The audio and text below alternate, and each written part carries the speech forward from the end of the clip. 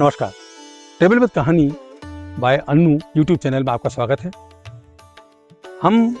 मैं अपने साथी अंश के साथ आज हम किले पर एक ऐसे स्थान पर आए हैं जो बहुत थोड़े से रखरखाव से एक इतना बड़ा पर्यटक स्थल बन सकता है कि जहां पर देश और विदेश के पर्यटक बरबस खिंचे हुए चले जाएंगे यहाँ की सुंदरता को देखते। ये मतलब तोमर राजवंश के समय के या उसके पहले के राजवंशों के समय का एक ऐसा वाटर हार्वेस्टिंग का नायाब नमूना है कि जहाँ सुंदरता भी है और जहाँ जरूरत भी पूरी होती है। ये सुंदर सा प्राकृतिक सरोवर जो आप देख रहे हैं इसका नाम है मानसरोवर। किले पर इसका निर्माण कहें तो राजा मानसिंह तोमर ने कराया था और संभवतः उनके नाम पर ही है मानसरोवर इसका नाम रखा गया। हालांकि यह तालाब प्राकृतिक हो सकता है और बाद में उन्होंने इसका जीर्णोद्धार कराया हो।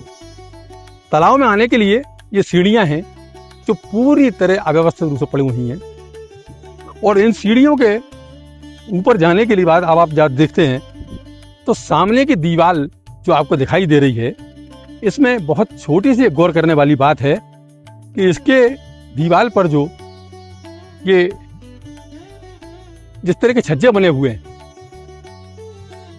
ये छज्जे अमूमन किसी भी महल के बाहरी हिस्से में बने होते हैं और यहाँ आप देखेंगे तो दूर तक मतलब सामने के किनारे तक भी इस तरह की आकृतियां बनी हैं।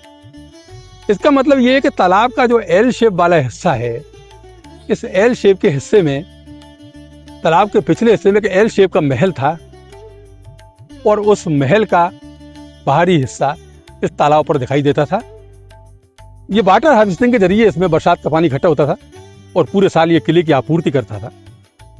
बहुत सुंदर प्राकृतिक ये तालाब पर्यटन का प्रमुख केंद्र बन सकता है, लेकिन ना तो लोगों को इसकी जानकारी है और ना यहाँ का रखरखाव इस स्तर पर है कि यहाँ पर लोग आ पाए।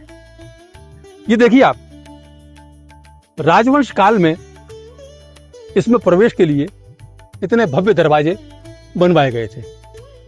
एक दरवाजा गायब हो चुका है, दूसरा बदहाल अवस्था में है और इन्हीं खंडरों के रखरखाव के नाम पर सरकारी योजनाएं और विभाग करोड़ों रुपया हर साल खर्च करते हैं और मुझे लगता है कि चंद लाख रुपयों में भी इसका इतना बेहतर मेंटेनेंस हो सकता है कि जो वास्तव में देखने लायक।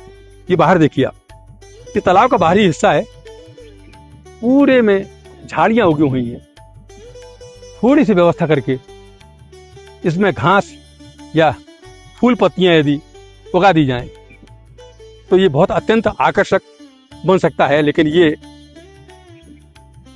पुरातत्व विभाग और प्रशासन पीडब्ल्यूडी इन सब की देखरेख या उनकी अनदेखी का एक ऐसा नमूना है कि शहर में इतना प्राकृतिक स्थान होने के बाद भी यहाँ पर लोग नहीं आ सकते या जानकारी नहीं है। और ईमानदारी की बात यह है कि इसकी सुंदरता इतनी गजब की है कि बारिश में जब ये भर जाएगा तालाब और उसके बाद बाहरी हिस्से पर जो पर्यटक थोड़ा ट्रैकिंग करने के बाद इस पिकनिक स्पॉट पर आएंगे तो देश और विदेश के पर्यटक यहाँ पर आ सकते हैं।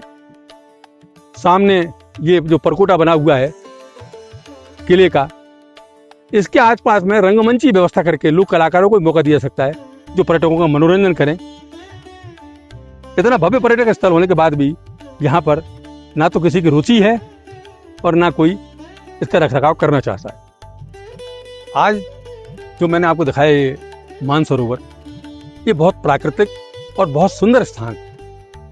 शायद मेरी बात कहाँ तक पहुँचेगी मुझे इसका अंदाज नहीं है, लेकिन यदि आप मेरे चैनल को देख रहे हैं और आपने ये मानसरोवर की दुर्दशा देख ली है तो मेरा आग्रह ये है कि आप सरकार से, पर्यटन विभाग से और पुरातत्व विभाग से, आपके पास जो भी माध्यम हो, आप पत्र लिख के, ईमेल डाल के, व्हाट्सएप करके, आप किसी भी तरीके से उनको ये यहाँ तक मैसेज पहुँचाइए कि इसकी दुर्दशा का सुधार करें।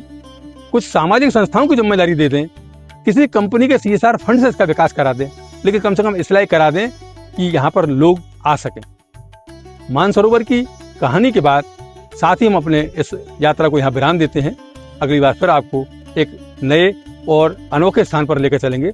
तब तक के लिए आज्ञा दें। नमस्कार, धन्यवाद। आप हमसे जुड़े रहें, हमारे चैनल को सब्सक्राइब करें ताकि आपको नई जानकारी मिलती रहे।